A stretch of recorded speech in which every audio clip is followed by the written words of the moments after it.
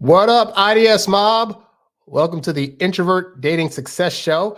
I'm your host, as always, Harry Wilmington. This is the show where you go to learn how to date as your introverted self while still getting your precious alone time. And so today's show is going to be jam-packed. We have a lot of stuff to discuss. At the top of the show, though, we're going to talk about, is your female companion's gay best friend and their personality going to affect her judgment of your masculinity? It's a subject that I believe nobody's really talked about before. And I was making some parallels about it today and was like, you know what? This would be a good conversation to have because a lot of women out there have a lot of gay male friends, and you may be unaware, and she may be unaware, that how he acts could determine how she views the way you're acting in certain ways. So we're going to get into that and answering all your questions and things on today's show. Let's get into it. It's the Introvert Dating Success Podcast, the show for introverted men that's all about learning how to attract beautiful women and still get your precious alone time. And now, here's your host, dating coach and fellow introvert, Harry Wilmington.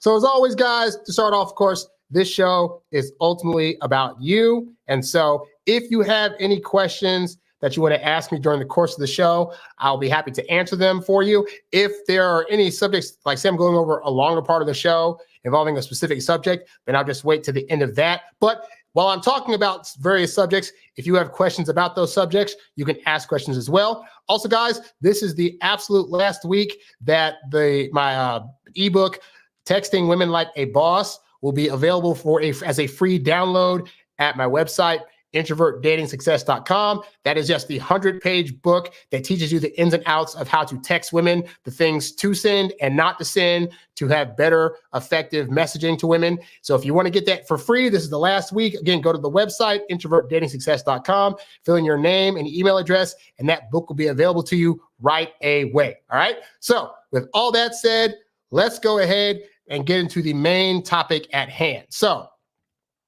to start off with, let's go into the subject of, is her gay bestie's personality affecting her judgment of your masculinity? Now, what do I mean when I ask this question?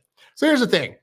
Women at large typically will have a decent amount of friends. Even the ones that are introverted, we usually have people trying to fawn over them to be in a relationship or to be their friend, right? And so a woman may come along and have a couple of guy friends, ranging from a couple to several guy friends, actually. But a lot of women these days have the gay male best friends, that guy that they can go to and talk to about things. And he is gay, so he's not actively trying to get with her. She knows that he's gay, so she's not trying to go after him. And women at large, I found, like having guy friends, like something about women being catty and backstabbers and not being as loyal as you'd like them to be. You will find that a lot of women will see other women and be like, yeah, no, I don't want to. But they also know that there's a problem. And the problem is that, unfortunately, because most straight men are hanging around straight women in the hopes of getting with them, women know that if they're trying to go actively pursue a guy for a friendship, most guys are probably going to use that as a backdoor way to get in her back door, so to speak. And so smart women over time start to realize this, like, oh, I tried to be friends with that guy. He had a crush on me. Oh, I was trying to be friends with this other guy. He's been my friend since childhood, and now he has a crush on me. And so the only way that they can end up having guy friendships that allow them to be in a space where the guy is not romantically after them is to have gay male friendships, right? Now, this is something you should not be threatened by, because at large, more often than not, these gay guys aren't trying to go after this woman. They're legitimately into guys. There are times where a woman will start out with a guy that's gay and try to be his friend. And then over time, she starts getting the feels, and it's like, oh, I wish this guy would like me. And part of that's because that guy's, for better or worse, a challenge. Like, he's not actively trying to get with her. And so therefore, he becomes the person that she's trying to conquer. Like, can I make this into a thing? So there are women out there that are like that. But more often than not, when a woman becomes friends with a guy who is gay, she is typically not trying to get with him, right? how is it that that friendship works? Well, very simply, part of the reason that she's able to connect with this guy is because, and this is, by the way, this is going to be very stereotypical because we're going to go into the stereotypical way in which women are thinking about and feeling about these guy friends that they've connected with that are gay. So this is not all gay men. This is just in a generality, right?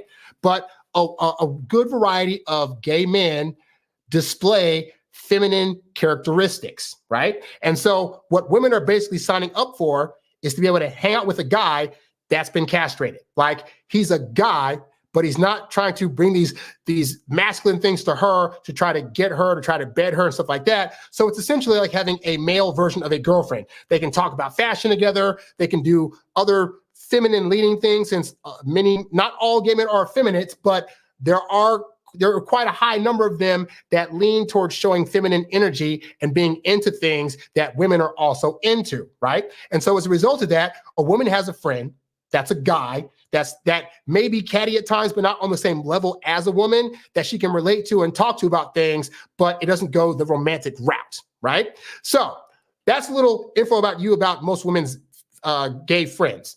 So with that said, how is it that her gay male best friend is going to impact how she views you and how she judges you, should you be a straight guy that is trying to come to her to actually date her?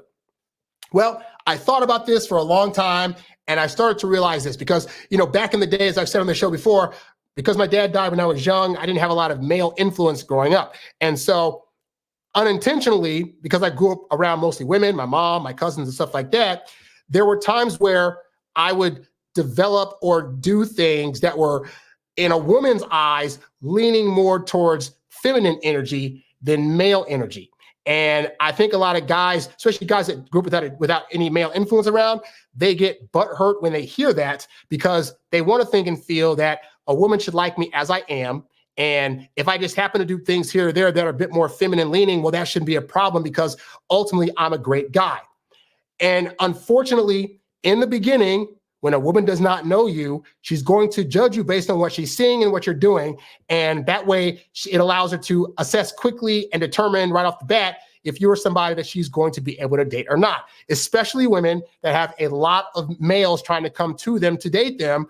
They can't spend hours on end trying to date every single guy to see which one's going to be the better one for her. And so what she'll do is say, okay, what's he saying? What's he doing? How's he acting? And then based on these things, do I feel a vibe with him or not, right?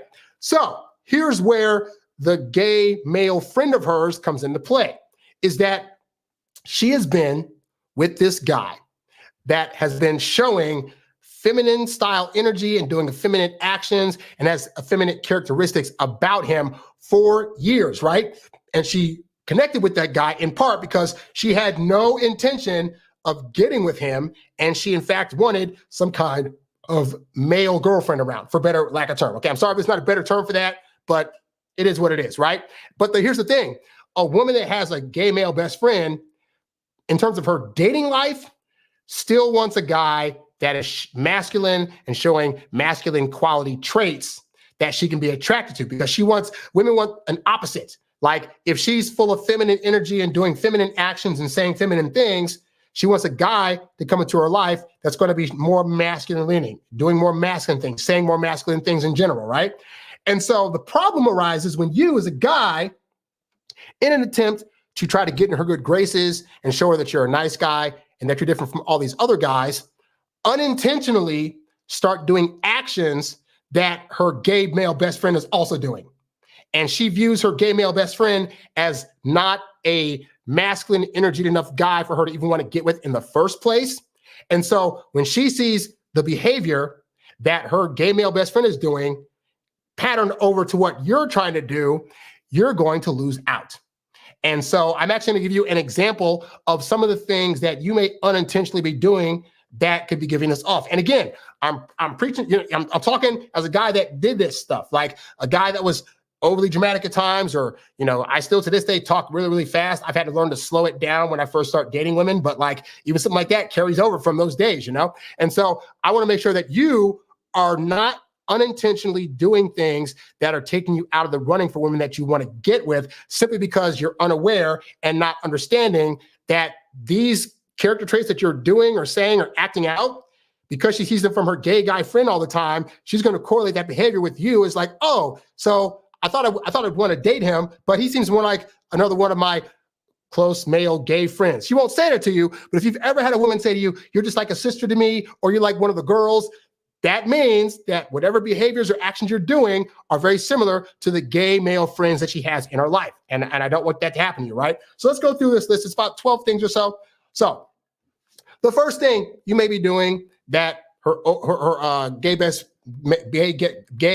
male best friend may be doing, overly dramatic gestures. These are things like when you're exaggerating your hands, when you're talking, or your facial expressions. Like, you may be thinking, oh, it's funny in the moment when I do these things, whatever, but it could be giving off an impression to a woman that you have some feminine traits.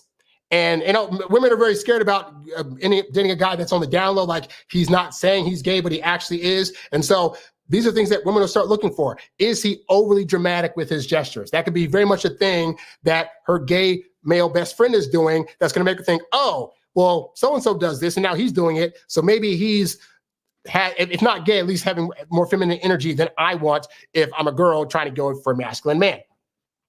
Another example, if you have high-pitched or effeminate voices. So stereotypically, there are many gay men out there that talk in a higher pitch or talk with a slant to their voice, and that is equivalent with having a more feminine leaning voice.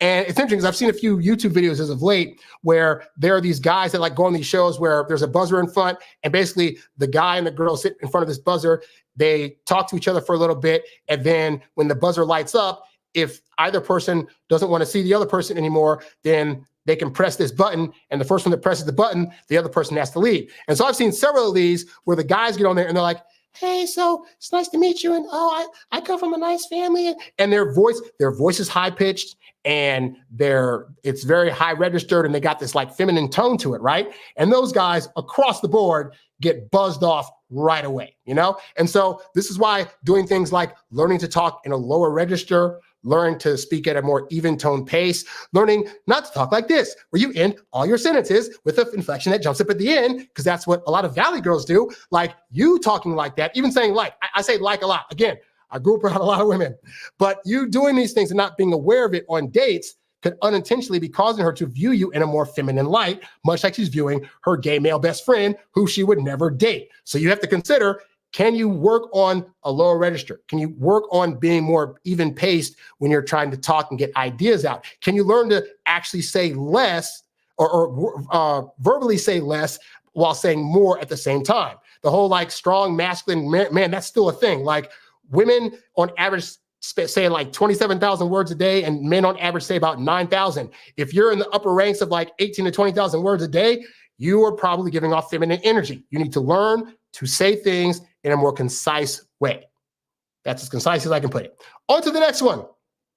Another thing, effeminate mannerisms. So these are hand gestures, postures, trying to playfully, stand like this or do or whatever. Like you have to really start to be mindful of how your body's moving and your body language, because yes, you might think it's no big deal if you're walking with a little sway on your hips or whatever, but newsflash, the woman you like is going to see that and think, oh, this reminds me of my gay male friend over here. I can't date him. He's more like a gay friend to me than a boyfriend. So start being very conscious of how you're moving your body about in the world so you can avoid, women that you would want to date thinking otherwise about you. Another thing, close physical intimacy with other men. Now, I know we should be able to hug our guy friend, to say, hey, Chuck, just want you to know I really love you and whatnot. And I'd say do that when there's not a girl around that you want to date, because as unfair as it is, women are looking at you. As much as they say, I want a guy to show his feminine side, I want a guy that can be emotional and express things, you doing that with other men, it's going to seem sus. Again, it's not fair. It is a very subconscious thing. Consciously, she's thinking, I should be able to handle this. Subconsciously, she's thinking, but he hugged him a little too tight. He said, I love you a little too affectionately to that other guy. Maybe I should look elsewhere. It's not fair, but it is what it is. Another thing, lack of assertiveness or dominance. So this is why I tell you guys things like when you ask a woman on a date, you plan the date. You don't ask her for opinion about it. You say, we're going to go here. I'm available this day or this day. What works for you? But you trying to ask them, hey, so what do you want to do? As if you're handing them the pants and you being docile and being, well, we can do whatever you want, or I'm sorry, this and that. Like, you're not being assertive. You're not being dominant.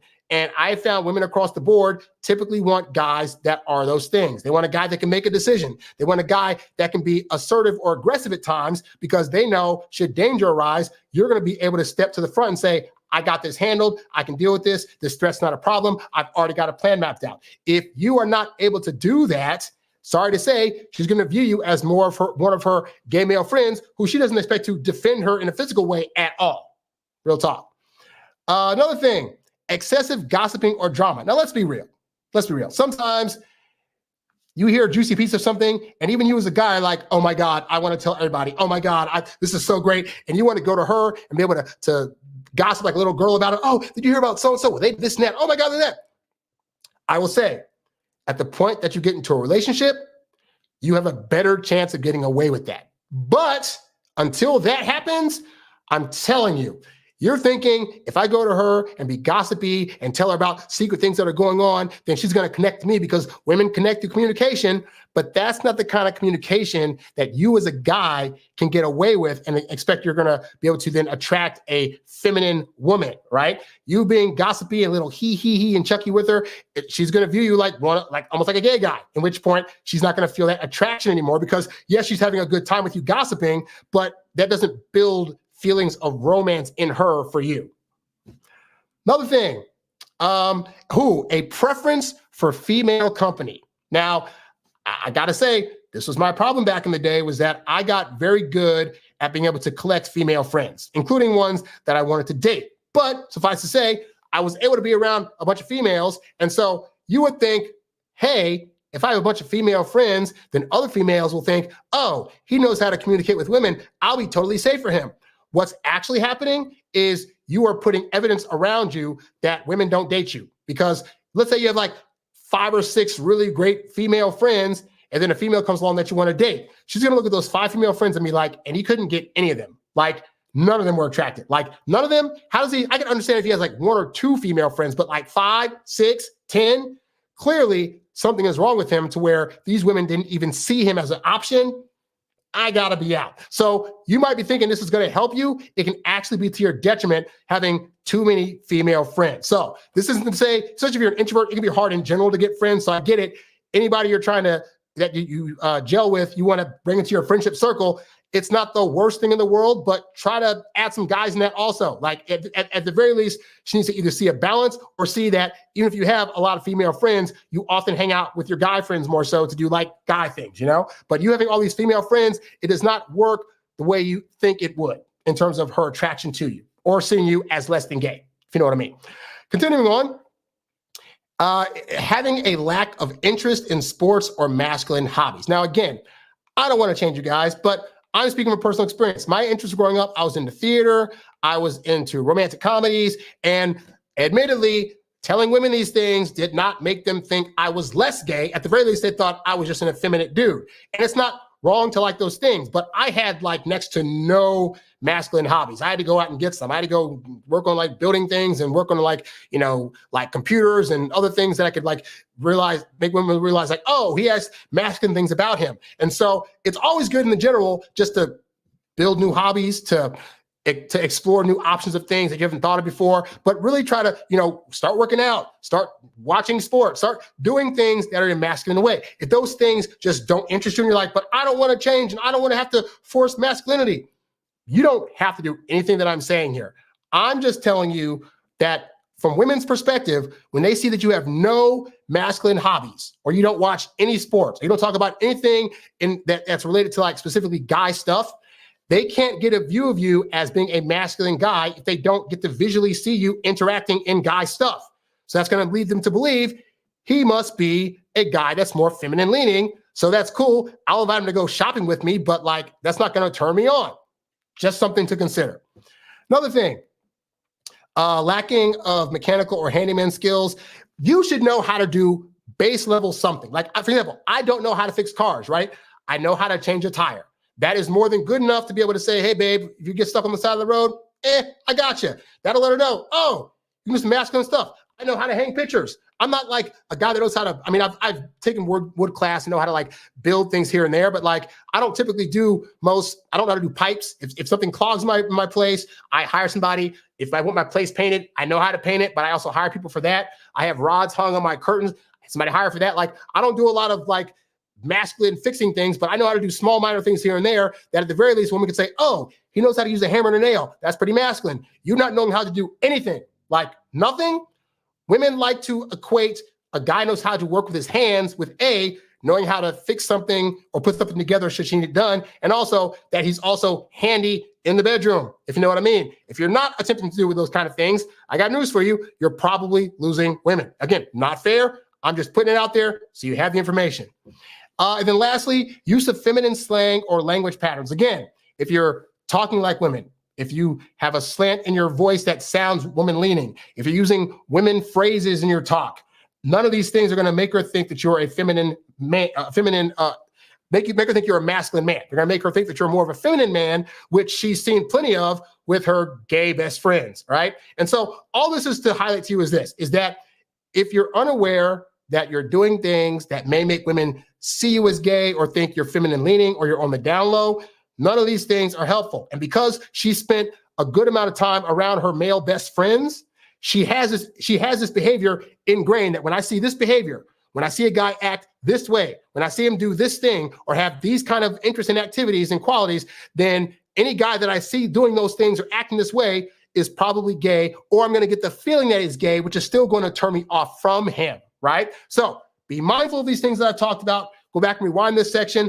look at those things and start looking at, okay, how can I better show up with the women that I'm around in a way that's more masculine leaning so they won't mistakenly get the impression that I could be gay. So just wanted to do that for you guys because I thought of that last night, like, oh my God, I think I need to put out something like that for guys that aren't aware. So hopefully, guys, this helps you out. So moving on to some other subjects here. Hold on a second here. Let's see. And by the way, like I said, guys, if you guys have any questions in the chat, you can leave a comment down below and I'll be happy to get to that as soon as possible. All right. So let's see something real here, quick here. Okay, great. All right. So let's go into some other various comments and things that I got during the course of the week. So to start off, we'll do this. Okay. So I had this guy write to me and he's been writing me for the past few weeks about situations involving this woman. He wrote me again to give me an update. So I'm going to say this, as I've said before, if you write me a question to answer on the show, backstrap. If you write me to ask me a question, I'm probably going to answer on the show. If you do not want me to make a video about it, then pay for coaching because otherwise it's going in a video because this is how I'm able to make more content and able to help guys out at large. If you're not a guy that is wanting that to be done, then that's totally fine, but then you got to pay for coaching. All right. So, but that said, I have removed some of these details here because I wanted to make sure that it's not too on the nose with the guy in question. So it is what it is. All right. So let's get into this guy's question. So this guy wrote me a question about a girl he's been seeing for a while now, and they've been on 3 dates so far. And so his question is, he says, hey, Harry, I went on a 3rd date with this girl, and it was really great. He says the way that she acts and how the things she says on our dates shows extremely high interest. And he goes into various reasons of why that is. And then one of the things she said was that she bet him during their mini golf date that if she won, she got to plan the next date. She's always saying how much fun she has, drives her crazy, all this other stuff, right? So far, so good. So he says, I don't text her when we're away, and she always responds and answers my calls. But the only time she initiates contact is on the day of our dates to confirm that we're still on, which is perfect. I know sometimes in the days of texting today, we think that, man, A woman should be texting us all the time, or else I'm not gonna be able to tell if she likes me or not. Well, A, some women are more traditional. B, some women, much like me, for example, like I don't like texting all that much as a guy. So surprise, surprise, some women also just don't like texting a lot. And they also recognize that as long as he's asking me on dates and I'm saying yes, we should be good, right? Like he should know by me saying yes to an actual date, like, yes, I want to see you in person, that not texting him outside of that doesn't mean I have low interest. It could just mean that I just don't really text a whole lot, right?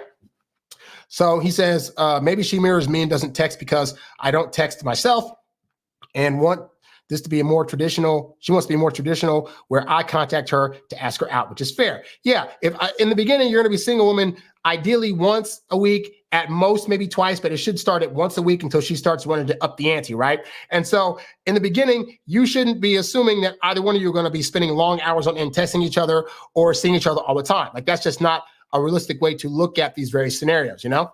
So with that said, he says, that being said, I'm a little confused after last night. I called her to set up our fourth date. I asked her out on a date for tomorrow, but she's got a family thing planned. I said the only other night I had available was Thursday, in which she said she had a networking event that night and that the whole week was busy, including a minor surgery on Saturday. I said, I guess we'll have to plan for another time. And she said, how about the week after? So this guy is in a situation where he's thinking, okay, I've now expressed like 2 different days I could see her, and both times she said that she can't do it. This is a bad thing. But what do I tell you guys? I tell you guys something I learned from Doc Love, which is counteroffer. If the woman counteroffers a day and time to see you, then that means that she's still in your good graces for now. Like, I know as guys, we're like, but I already like her and I want to be able to see her as much as possible. And if I don't get to see her all the time, then she's going to lose interest and she's going to start, what's going on? The reality is, guys, sometimes women are legitimately busy. You know, this woman in this case, she had gotten back from a trip and, you know, she gets back. So she has to catch up on work. They still managed to have a date in spite when she got back. Right. And so if she has, keep in mind, they just started dating. When you start dating a woman, she probably has a calendar set up of things she's already planned to do, in part because she didn't expect to meet anybody. And so she didn't like, women are going to just leave their lives open. Like, well, if a guy comes into the room, I'll just get rid of all my plans, or I won't plan anything. So when a guy comes in, he'll have full reign and access to me. The reality is sometimes women actually have a calendar and they have a life going on. And sometimes that means that as much as you want to see her, she might not be able to see you at all the times that you want to see her. All we care about is, did she counteroffer? So did she counteroffer? So she said, how about the week after? So in my head, that reads as, oh, she still wants to see this guy, just things were scheduled, things are happening, and so it is what it is, right? But a woman that wants to see you and is not trying to drag you along will always say, but I can see you this time. I can see you on this week. Let me know. I'll let you know that I'm free for this week. What's good for you, right? So as long as that's happening, that means that you're good. And again, in the beginning, we don't need her to have a very high level of interest. We just need it high enough for her to want to be able to go on dates with you consistently. So all the things she said on the dates about you guys she's great and she has so much chemistry with you, yada, yada, yada. All that stuff rings true. Just because she can't see you as often right in the moment doesn't mean that those things are not true or any less true. It just means she's busy. This is not a case where she's trying to pull away to test you. It's a case where she's busy. She gave you a counter offer, which lets you know that she's busy and still wants to see you. You're still good.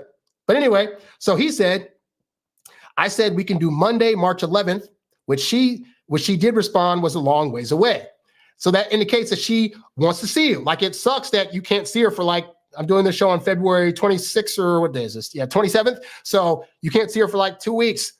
Newsflash, guy, sometimes that just happens. When my parents were dating, they dated for like 5 months, and this is back in 1977. So my dad had to go away for like a year to Korea because he's in the Army. He went away for a full year, came back, and then married my mom like 2 weeks later. So his like for my mom didn't go away just because he was gone for a while. I've had women where it's been years between when I took them on a date and then took them on another date, and we get back together, chemistry's still there, hookups still happen, all that stuff, right? So I say this to say, in the grand scheme of time, 2 weeks is not a long time. If you end up with somebody for 30, 40, 50 years, 2 weeks is like like that, like a drop in the bucket. It's nothing. So I know it feels like a lot more because it's so early in your dating situation with this woman. But again, it seems far, but that's actually a good thing. Like it builds up more anticipation, if anything else. So it's not a bad thing if you have to wait a couple of weeks before you can see her again. That's regular. That happens quite often. Okay. Continuing, he says, we made plans for then, but they're tentative because I'm going to take her to a play and she wants to confirm before I get tickets. Nope. Now this is where this guy's really starting to mess up, because here's the thing. As a guy, it is always your responsibility when you suggest a date to have all the details of that date ready to go. And more importantly, you want her to be able to say, okay, I can definitely make that. The worst mistake you could ever make is making tentative plans and then saying, well, we'll wait to make the rest of them later for sure. Like, no, like, especially with things like plays, sporting events, anything that requires a ticket, you never know if that thing's going to sell out last minute and then you miss out. Because let's say last minute, it's like, oh, I can't make it. And now you want to go buy a ticket because you still want to go and you can't. And I've had that happen. I've told that story on here before. I got to almost see Prince, but because I was waiting on a girl, I missed out on getting tickets. And then a few years later, he died and I never saw him live because I was like, oh, I'm going to wait for her to say when she's ready for sure. She can go. She doesn't sure. Women should know their schedule. So you should have been like, okay, well, are you sure? Are you free this day? I'm sure. Okay, great. So I'm going to get tickets for us. Well, let's wait. Let's confirm a later time. Why can't we confirm now? Like, what does she have on her calendar or doesn't know about that she has to wait to see about? You know, the whole things that happen like that for me is like, sometimes out here in California, I'll apply for clinical trials. And so when you go to apply for a clinical trial, they'll say, okay, great, we're going to hit you up and let you know if you got it. But they don't tell you until like 3 or 4 days before. So that's something where it's like, if I'm dating a girl, I'd say, hey, I want to take you out on this day, but I'm not sure yet if I have a trial. So I will, even then I'll say, I will know for sure on this day whether or not I'm able to do this thing with you if this trial comes through or does not come through, right? But again, that's, you know in advance what's happening. So the woman, if she said that she's free on this day, she should already know her calendar for that day. If she's being wishy-washy, that's when I would start to question if she has high interest. But again, it could be that you didn't ask in the right way, because you need to be able to say, hey, so I want to take you out for this. I'm free on this day to take you out for this play. Are you free to go? Oh, well, I'm not sure yet. Okay, great. When will you be sure? Because I want to get the tickets as soon as possible. So can you check your calendar now, or can you check your calendar and let me know by this day and this time? Like, that's a better way to set up if you're gonna allow her to leave you waiting. But you should not be doing that. You should be already having the plans in place to do the thing. If she's saying she's apprehensive about going or she can't make her wishy-washy, then you have her check her calendar. And if she's not willing to do that, you probably have a wishy-washy girl in your hands. All right. But that's your job to make sure everything is solidified when you're asking for the date. Continuing, he says, I know we've already gone 3 weeks without seeing each other while she was at her family reunion. And it's not like she's coming up with excuses, but I still feel like the vibe she's given off on our dates has been of such high interest that you would find a way to see someone if you were that excited. Well, again, you would, but also, again, she was gone for a family reunion. She just got back. When anybody gets back from vacation, they usually have stuff like that they probably have to get back to or do. So I don't know what the event is she has to go to. I don't know the surgery she's supposed to do, but suffice to say, she could legitimately just have a busy calendar this week. Like, hey, you went out with her last week, fantastic. This week, she's got 3 things on the calendar to do, which means she can't fit you in. Just because I say you should be seeing her on average once a week doesn't mean that it's going to happen every week. Sometimes you'll be out of town for a week or 2, you can't make it. Sometimes an event will come up last minute, you can't see her. It's totally fine. Like, it's perfectly okay to not see the person every single week when you're getting to know them. It does not necessarily mean that she's losing interest, okay? Because again, she already counter-offered and said that she'd be available on a certain week to see you. So what we would do is wait until that date comes where she's already said she can go and see if she flakes on that day. Then we can start thinking about, okay, maybe she's losing interest. But right now, you don't have enough evidence to prove that that's the thing actually happening. What's happening is you're anxious and you're wanting to see her, and you've had bad examples in the past where this ended up going haywire, and so you're not trusting the process. Trust the process, dude. All we care about is that she counteroffer, and is she going to show up for the date that you guys agreed upon? If that happens, then good. But until then, you sitting on your hands for a week and a half worrying about it, it's not going to make her show up for the date or not show up for the date, you know? Continuing, he says, maybe I'm reading too much into it and our schedules just didn't align this week. Yes. Or maybe it's a pull-away test to see how I react. This is not a pull-away test. Again, you asked her out. She said she couldn't make it, but then she said, but I can do next week. So the fact that she counter-offered means that she's not trying to pull away. It means she legitimately has things to do. But for argument's sake, let's say hypothetically this was possibly, which I don't think it is, but could possibly be a pull-away test.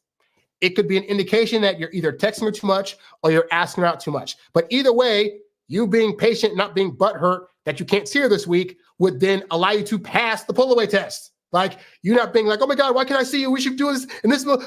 Like, that would be a way you'd pass it, by looking like you're not so overeager to have to see her this week, right? But her herself, she already said, oh, the day that you said you could see her, she was like, oh, that seems so far away. So that indicates that this is not a pull-away test. She's legitimately busy, dude. Women get busy. So it is what it is, you know? He's saying, I'm trying to incorporate all the advice I've learned about female interest in psychology from your shows. Thank you. While also taking into consideration the fact that I'm the first guy she's dated after a long-term relationship, and she's probably not in any rush. It's none of that. It's that she's legitimately busy. She wants to see you. Sometimes, hey, women are busy gals these days. They got jobs. They got things that happen to them. They got other friends to hang out with. They got other family. Like, she has a calendar and a life outside of you, which you should be appreciative of, because I can tell you, as an introvert, me dating people that have lives outside of me is fantastic because I get my alone time. So anytime a girl's like, hey, so I'm going to be doing this thing, or me and some friends would do it, I'm like, please go. Please have a good time. Like, I need you to go because I need you, to not resent me, but also I need my alone time. So that's not a bad thing, but don't think that just because she can't see you a couple of times in a week because she suddenly got busy, does that mean she's pulling away? Again, the test will come when the date that you guys agreed upon, either she shows up or she flakes. That's when you'll know. But until then, this is nothing. This is a nothing burger. You're worried and anxious and whatever, and you're trying to make excuses to this and that. She's busy. It happens to all of us. My question is, how do I react? Given that I rarely ever text, would it be okay to text her on Saturday to wish her a successful surgery? Or do I not say anything and just wait until she confirms the date for March the 11th? So for one, you should have already confirmed the date. That's on you. So if you do happen to want to reach out, you can say, hey, hope all's going well. Just wanted to confirm me getting tickets for this day. Because you got to confirm to get the tickets early anyway. So do that at the very least, right? In terms of the fact that because it's like 2 weeks, I would say, look, real talk, I'm not a big texter. I tend to find that if it's a long stretch of time between when we're going to see each other, I find that once I set the date, usually if women will start texting me, like, it's like, we set a date, we already have some good vibes going. And so they'll send me a meme here or there. They'll send me little emojis and smiley faces. Like, I don't typically tend to reach out. Sporadically, I might send a meme or a funny video, but it might be like, I send her one day and then I wait like another 4 days to send her something else, because I'm not worried that by not texting her, she's losing interest. So because I don't worry about, because that goes into a thing of like, how if I don't do a certain thing, it's going to affect this and this and that. And I just don't buy that. Like, I don't feel as though I don't have to text. I don't feel like I don't have to text the girl all the time in order for her to still have interest in me. So because I don't live like that in my head, I don't typically feel the need to have to text all the time. And I find the women I've dated, I've been fine with it. And then when we get together, we have a smashing good time. So if nothing else, the delays between dates when I'm not talking to them, it just gives me more to talk about on the date. If you happen to go another week and a half without talking to this chick, okay, when you guys meet up, you have more to talk about. If she doesn't reach out, okay, you have more to talk about. If you decide not to reach out to her, as long as she shows up for the date, all I care about is, does she show up for the date and have a good time? All this talking and stuff in between, it's a nice thing to do, but it's not a necessary thing to do to build attraction. Because if you're asking for a date, on some level, she knows you're already attracted. Otherwise, you wouldn't be sacrificing your time, energy, effort, and money to take her out. Like, women are smart. Women can figure this stuff out, right? So they might be questioning, but how much does he like me? But the important thing is, she knows you like her enough to get her out and take her on a date for another try, you know? So don't put all these actions on you, all right? Just wanted to point that out. So hopefully, Guy, this helps you out. All right, so we have a question in the chat. And the question goes, so this guy has the question, he says, do you think there is any validity to raising a woman's interest by getting attention from other women? Does that ever result in genuine interest, or is it just her ego talking? Short answer is yes, asterisk. So, because I've definitely had times where I was trying to date a woman, or it might have been a woman I dated in my past I was trying to get back with, and they just weren't like ready to make that step. And then they find out or get the inkling or idea that I am going out with somebody else on a date. And then they suddenly decide, oh my God, like, why am I so butthurt by this? It must be because blah, blah, blah, blah, blah, right? And so, I think this is where we go into how men think about dating and how women think about dating are often drastically different, in a sense that I think that the things that make sense to us sometimes don't make sense to them, and vice versa. So one of those things is, wait a minute. So when I was free and clear and had nobody coming to me, women wouldn't date me. And now that I'm with somebody, now that I'm married, now that I'm dating somebody, all of a sudden, this girl that I was talking to forever and a day doesn't want to talk to me. And that's the thing that a lot of guys don't get. And it used to frustrate me to no end, right? Here's the thing, guy. And again, this is where we get into like emotional logic versus analytical logic and stuff like that, right? Women, on some level, need to feel as though the guy that they're wanting to get with is a high quality guy. And the easiest way to prove that is social proof. If other women want you, that must mean, according to them, that you are of high quality, because otherwise, why would other women want you? And so it's validation. These other women have already validated for me that this guy's of high quality. Therefore, I don't have to put him through all these various tests. I don't have to worry or wonder about if he's going to be a good person to get with or not, because he's already been shown by other women to be validated in that. So it makes the row a lot easier. So I don't think there's anything bad about that, because, like I said, men and women judge on different things, and that's just how they judge things. And so if they're going to judge that way, that's all well and good. The problem most guys have is they think that therefore they have to have a bunch of different women around them, or else how are they going to get women, right? And sometimes, like, let's say you graduate from school, you're going to be around less women by default, so women won't always be able to see you with other women. But if you carry yourself in a way that gives off the projection of, I can date any woman at any time, and if I lose a woman, no big deal, I'll go get another one, then you don't have to have all this social proof around you for other women to see that you're of high quality. Like, I don't have to date a bunch of women at one time to give off the air to women that I have no problem finding women. Because like when I was doing dating apps, especially, it's like I would be able to get a woman and start dating her, and I'd be full well like in my head, but if this doesn't work out, that's fine. I can go on dating apps and find somebody else. I got friends that know friends that I can meet somebody else at a party, a networking event. I'm pretty good on the job. I know how to talk to people. And so when you walk around with that thought in your head, it changes your body posture. It changes how you talk to women. It makes you less serious about the dating process. It makes you more jovial, more jokey, more lively, because you're not worried so much about having to impress this particular girl and having to date this particular girl. And so when you walk around with that thought and that feeling and your body posture like that, women can sense, oh, he knows he can get me. But he also knows he can get any other girl. So right now, I have a shot with him.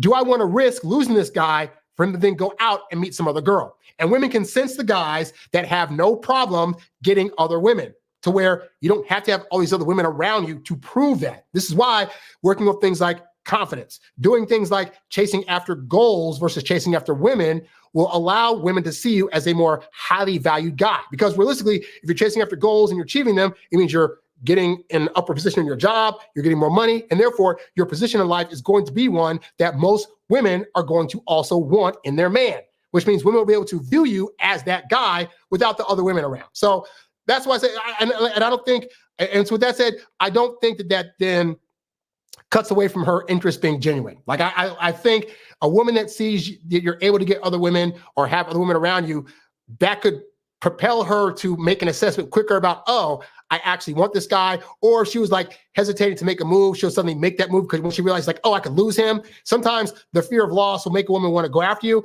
but she could also have genuine interest in you, And also women's interest in men build up in a slower way than most guys, which I'm actually going to go over in a Reddit post that I saw earlier this week. But suffice to say, so yeah, I I don't judge women these days for how they pick or choose men. Like, I used to be mad at it, and I'm just like, okay, if I understand it, I can work within the parameters of that and know how to adjust my plan accordingly. And then, yeah, once you get your chance at them, then you show them all the reasons why they deserve their genuine interest in you, you know? So hopefully that answers that question. Okay, so before we get to the next part, I'm going to get some water and go to the bathroom real quick, and I'll be right back. A brand new free ebook on texting and a discount on coaching. I want to talk about it. So it's February. It's the month of love and Valentine's Day and all that stuff. And so for the month of February, I want to help you guys out. And so here's what I've done. If you go to my website, introvertdatingsuccess.com, right now, my very popular book on texting called Texting Like a Boss, which gives you 21 texting commandments of what to do and not to do. That book normally retails on my site for $27. For this month, it is absolutely free. All you have to do is go to the website, fill in your name and email address, and it will be sent to you. You can start reading it tonight. Yes, this is the original 100-page book that'll give you all the insights of the do's and don'ts for texting. I'm doing this because a lot of you guys write me consistently about texting issues you're having, and I don't want that to be a thing that's going to hold you up. So for the month of February, you can get it for free. The other thing I'm doing for this month is that I'm cutting my coaching pricing in half.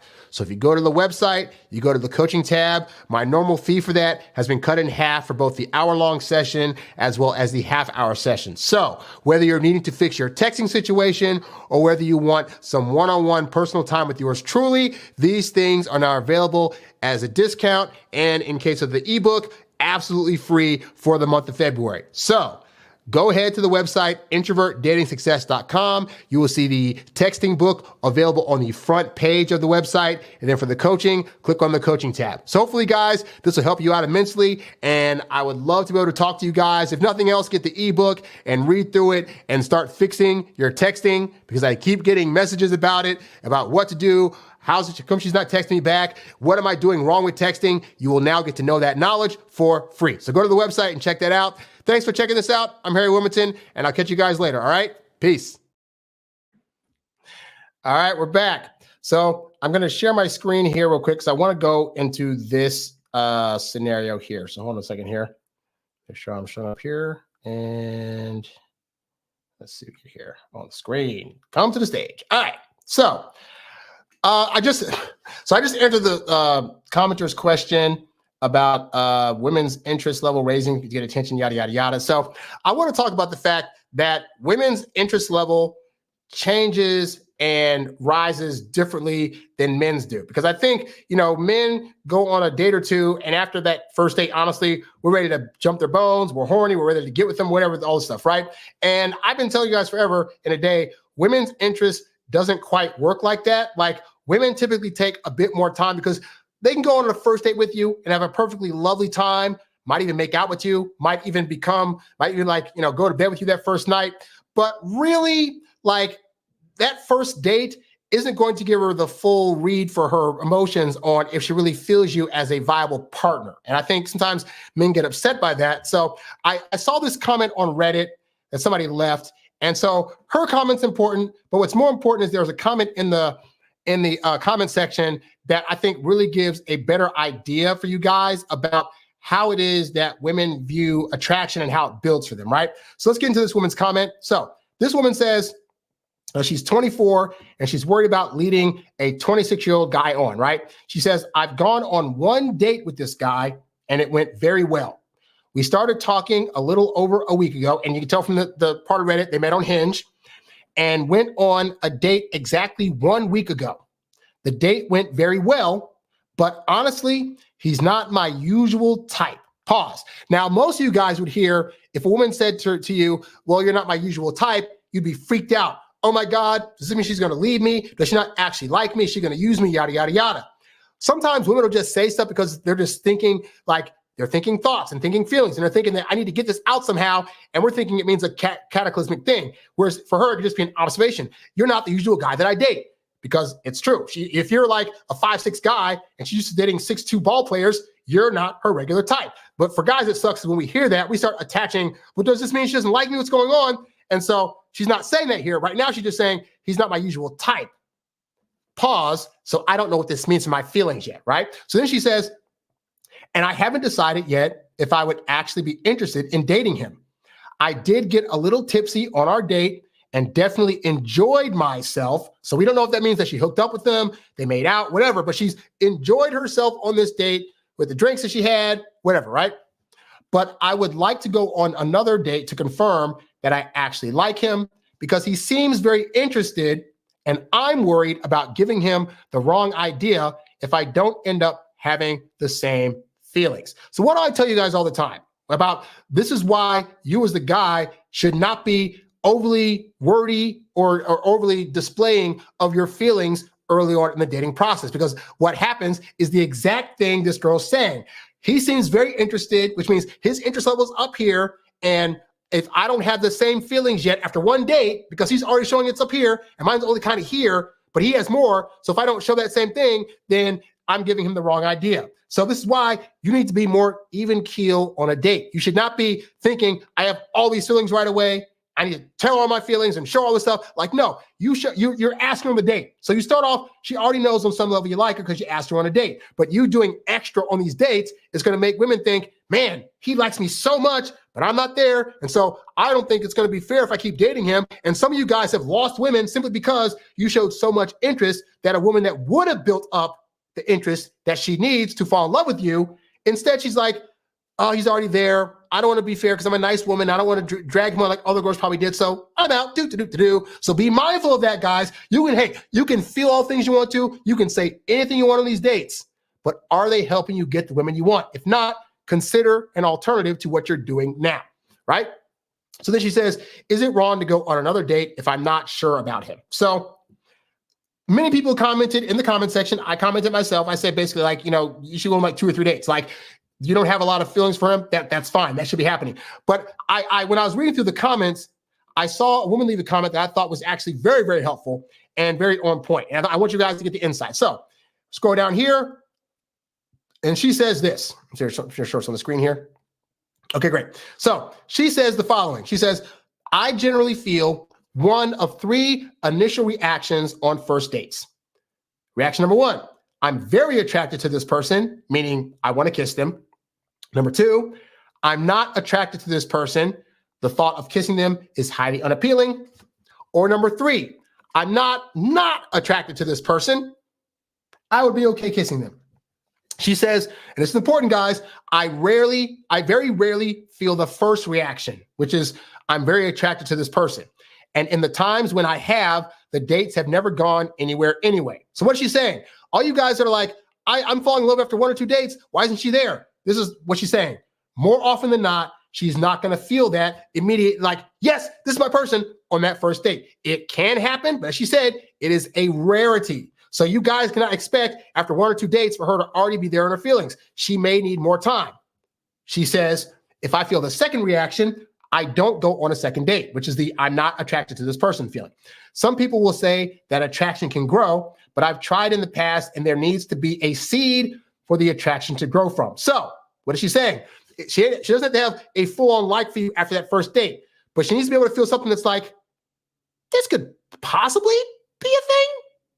And that's all we're asking for, okay? So if you guys are thinking she needs to be head over heels in love by the end of the first or second date, spoiler, the majority of women are not going to move that way.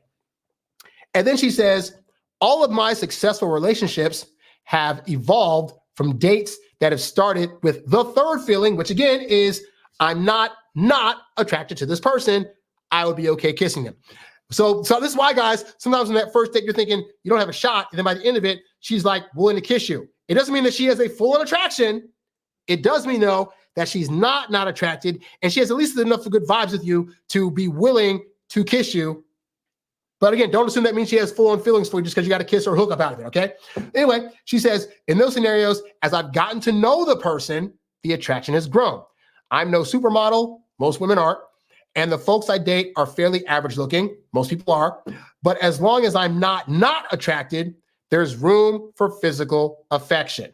So why do I point this out? Because again, I answered the thing earlier about, well, women, if should I be judging women if like they're liking me because other women like me and blah, blah, blah, blah. Well, the news is, again, the way in which attraction works for women is different, drastically different from how it works for men. So sometimes, yeah, a woman might need to feel as though other women can get you to realize, oh, so if he chooses me, that's actually a great thing. Sometimes a woman will go on a date in the end, it's like, well, I mean, he's fine for now, so I give it another shot. And that's not the answer or feeling most guys want. Most guys want to think, at the end of the day, I knocked out of the park and she had full-on feelings. Spoiler, that's probably more often than not going to happen. But that's not a bad thing.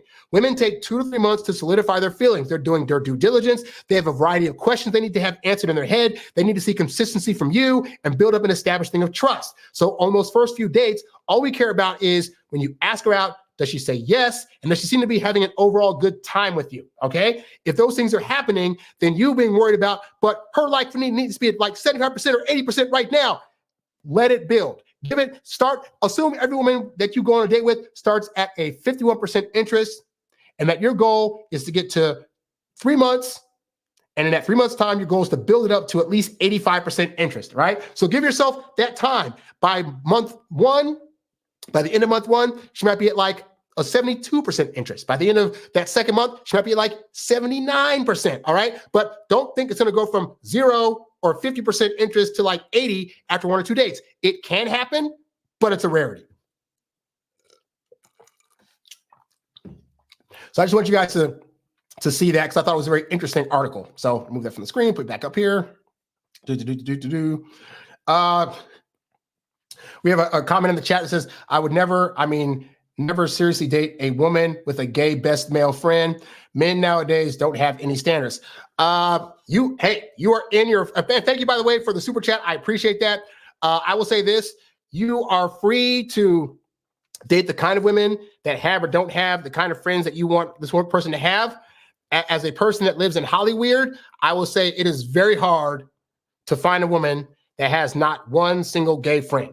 Like it is possible, but it's very hard. I know, women across the country, women on the East Coast, women in the South, this and that, most of them have at least one male gay best friend, especially like the way schools are now where everybody's like, oh, I can be gay or straight or bi or whatever, or trans or this and that. Like it gets harder and harder to find women that don't have those kind of friends. Now, what I will say is this, is that if there's a woman that is always relying on her gay best friend to judge the guy she's dating, I got a problem with that, because ultimately, like because the things the gay male best friend's going to see as toxic could just be like regular masculinity that he doesn't conform to and doesn't feel comfortable with, and that's a problem. But like, yeah, most women are going to have at some level a gay best friend, maybe not one that they hang out with all the time, but they're probably going to have one. Like it's getting harder and harder to find women that don't either work with men that are gay or don't have people in their network or social circles that are gay. So again, you can totally date whoever you want to. I'm just saying that for me, that's not going to make me be like, oh, you have a gay male best friend. Oh, blah, blah, blah. If she's trying to spend more time with him than me, that'd be more of an issue than if she calls him occasionally and they hang out. Sometimes there might be movies they want to see that I don't want to see. That's totally fine. I have female friends sometimes when I'm in relationships. I have female friends that see movies that I like to see. And sometimes the women that I date don't like to go to the movies. I wouldn't want to be put on pause just because I can't go, just because they don't want to go to movies, but they're just my female friends. Like, and that's a me thing. Some women, if they were like, hey, Harry, you have female best friends and you want to go to the movies with them, how dare you? You can't do that. They're in their right to not like that. They don't have to date me. So we all make our decisions, but just something to consider. Okay, with that said, moving on to another part of the show, y'all. Let's see here.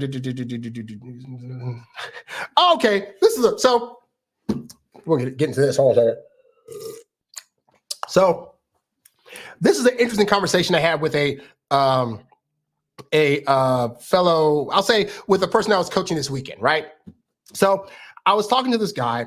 He's having issues with his now wife, right? And admittedly, this is the guy that had a lot of trauma in his life, in his early childhood, things with his mom and his parents and stuff happened. And it's been a really rough life, right? And so he's been that guy that's kind of like can be very pushy with his opinions and gets angry very easily at times or whatever. And so we were having an honest conversation, and he was telling me that things at home, he said he hadn't hooked up with his wife in weeks and that things are kind of bad. And I was like, well, what's going on? And he said, I'll be honest, like I am that guy that goes home from a hard day's work and yells at his wife. Like, she tries to come to me and ask me things or do things, and I just, I get triggered. And I said, well, what causes the triggers? And he said, well, honestly, it's because of childhood trauma. Like, I dealt with this, and this. And so, I have these triggers and I snap this snap. And so I told him, I said, that's great and all, but realistically, like, nobody cares about your problems.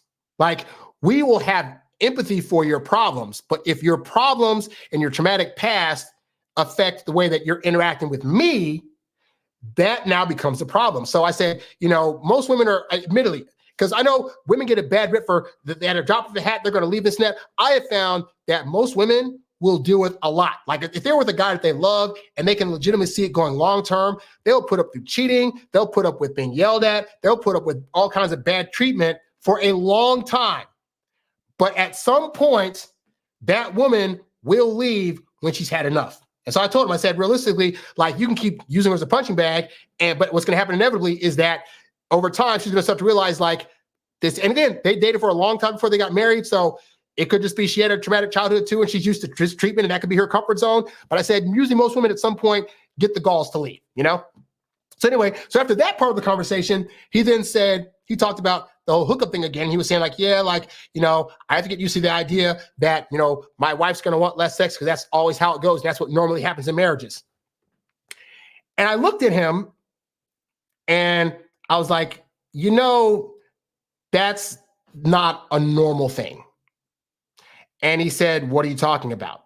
And he said, the whole thing of, like, women starting to lose attraction for their husbands and not wanting to have sex with them, like, that's a normal thing. I said, yeah, it's normal in situations where, and let's be fair, right? There are some women that they get married. I found, like, birth control affects a woman's sexuality. So, like, she could have been attracted to you while she was on birth control. And then once she gets off birth control, then she just realizes, oh, you're not the guy that I want, right?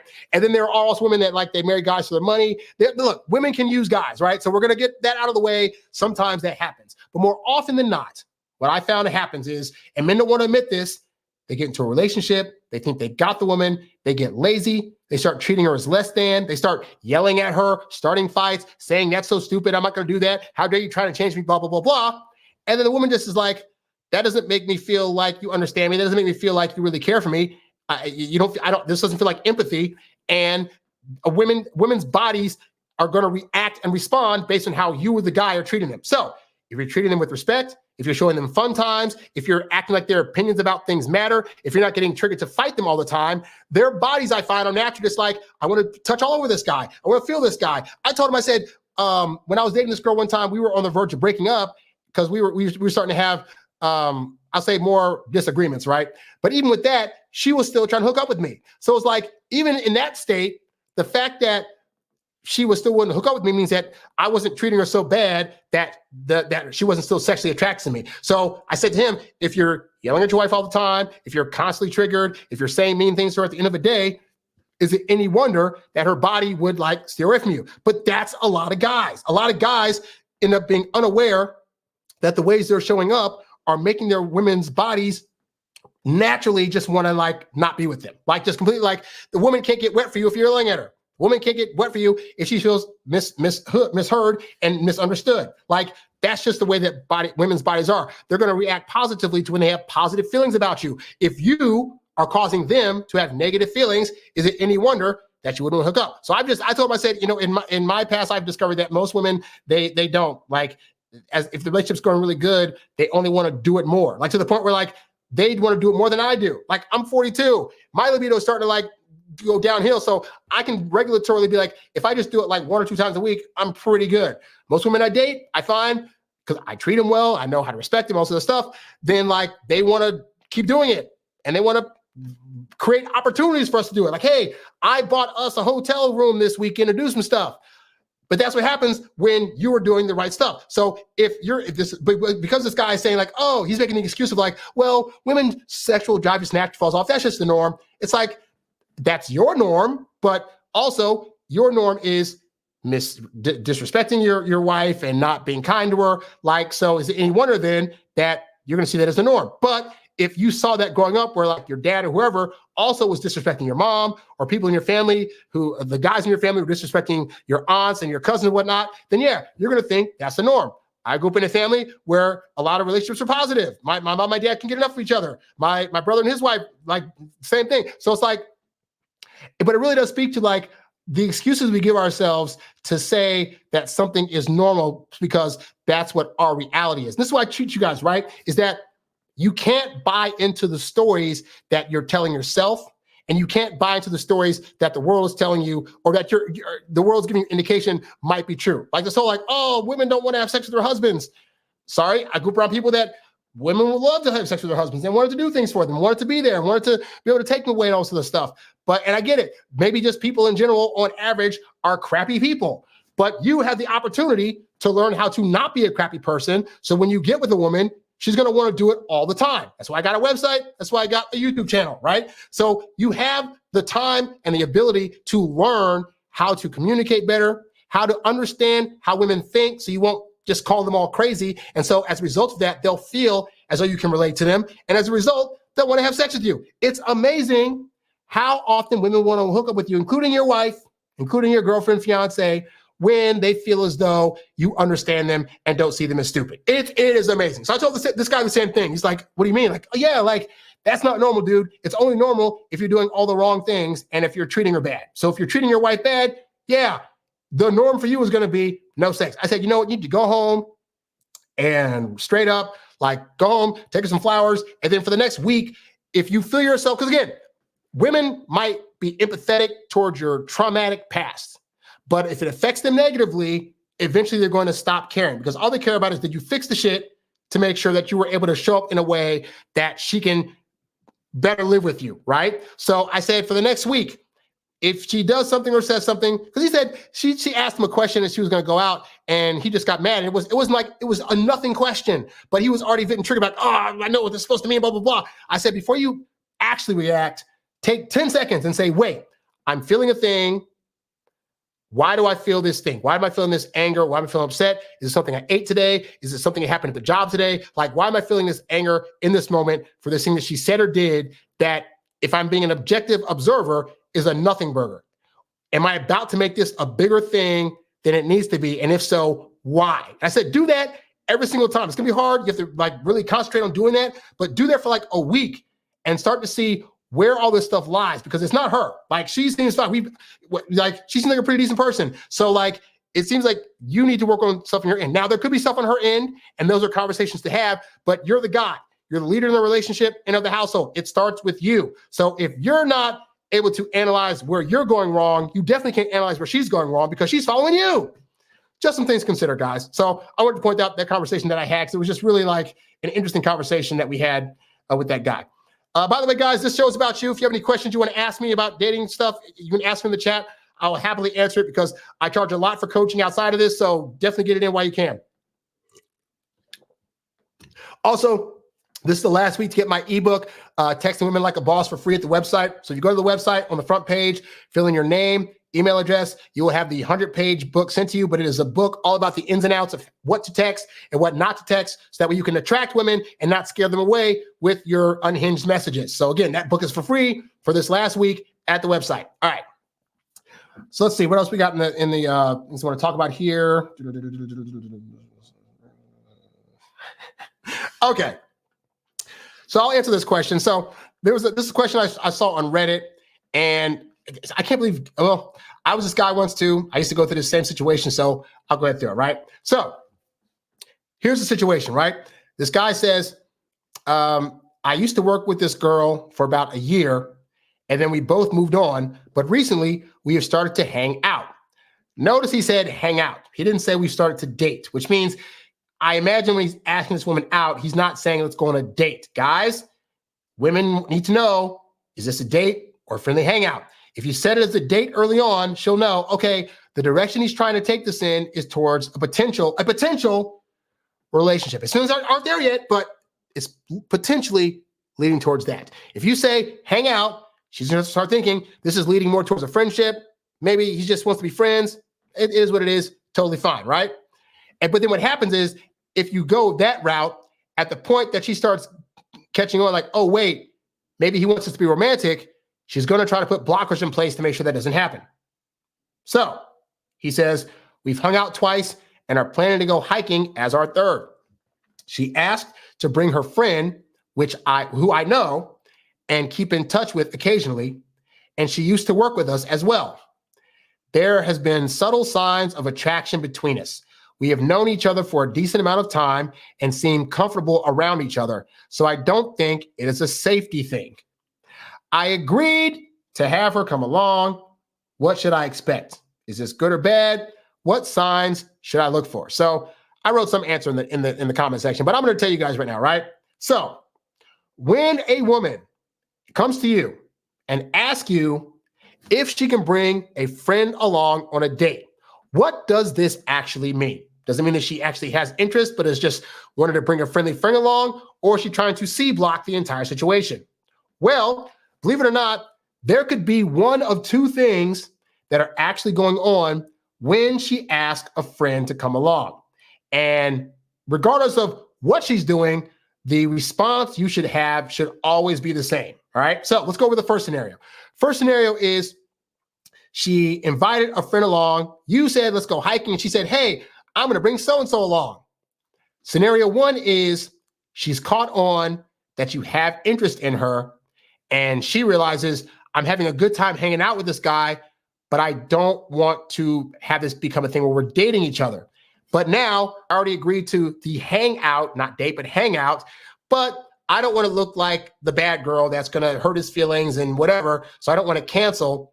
But I don't want us to be in a situation where we're holding hands, we're potentially getting closer. So what do? I know I'll bring in a third person that we both know. That way it'll look like we're just all having a group hangout and having a good time together as was intended, since it's just a hangout and not a date. Now this guy says, he said that because he knows the friend that, this shouldn't be a thing because we know each other, that it's not a safety thing. This is not. It's not so much a safety thing as it is a potentially, I'm not interested in romantically building feelings to this guy and I need a buffer in the way, right? And so that's never good. Like anytime a woman is trying to actively bring another person on a date, there's a higher probability that she has low interest in you, right? And so this is a situation where when she brings up that situation, you got to know that could be one of the feeling tones that is happening, and you were just unaware this whole time that she didn't actually have romantic feelings. Like you maybe thought in those first couple of hangouts that she did, and now when she does this, you need to realize, oh, this probably isn't that, right? But here is the second thing that could be happening. So you ask her out for hiking on this third hangout, right? At this point, she realizes, wait a minute, could this be a date? Like, is this a dating situation or are we just friends? Like, I can't really tell, and I have no good plan to figure that out. You know what I'll do? There's this girl that we know that we both worked with her, and so I can ask him if it's okay to bring her.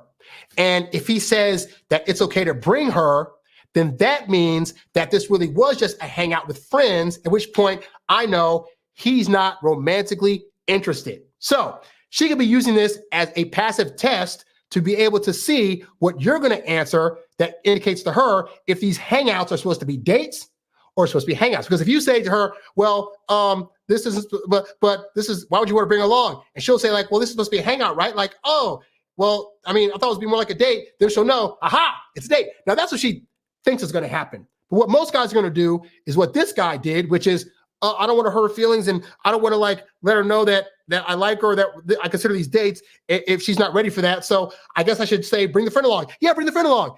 Unaware that because he said yes to bring the friend along, he now loses out. So this is a scenario. This is one of those advanced technique instances where when this woman asks this question of you, hey, can I bring so-and-so along?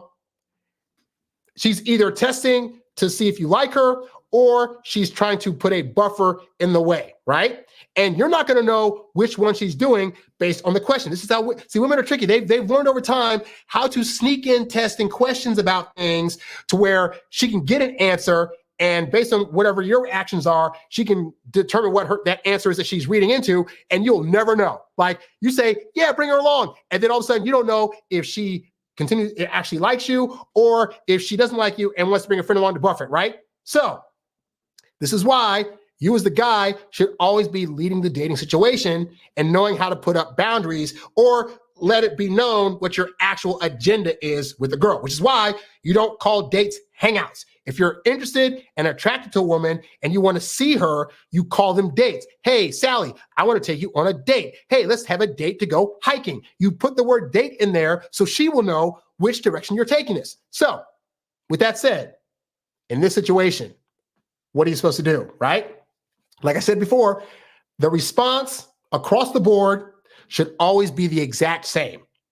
And the ultimate response is this, is that you do not want another person coming on this situation, this outing, this hangout, this date, whatever you're trying to call it, you don't want another person there. So when she said, this was me, right? If she had said, hey, so-and-so, Harry, let's go hiking for our third date. Okay, great. Hey, so I want to know if I can bring a friend.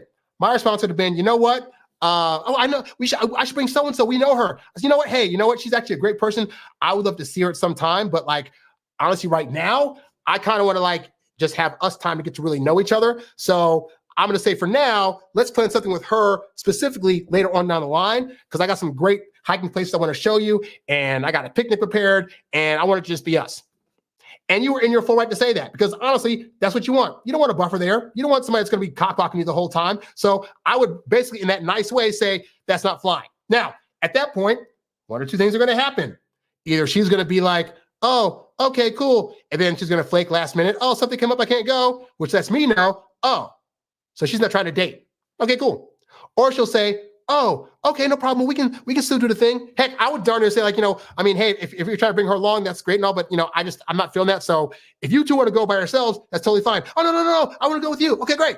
But the point is that I'm not setting myself up for failure. And sometimes women will pitch things to you that set you up for failure, but it is still your job to determine if you want to do that thing. If you decide to go along with it, that's on you, bro. Like, all she can do is suggest it, but it's your job to yay or nay this stuff. So she came to him. Hey, I'm asking you, is it okay if I bring a friend along? You could say no. You don't have to say yes to every single thing a woman brings to you. Like, it's actually better if she gets the experience you saying no to her. Women want to date men that know how to say no.